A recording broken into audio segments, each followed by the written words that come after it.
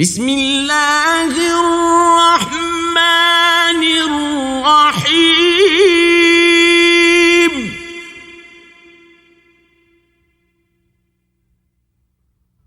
ألم تر كيف فعل ربك بأصحاب الفيل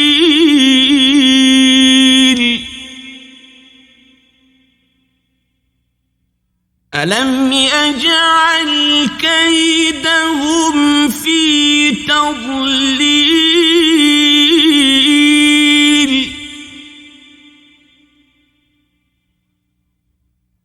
وأرسل عليهم طيرا أبابيل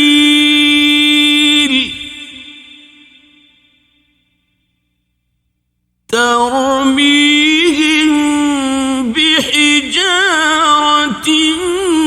من سجيل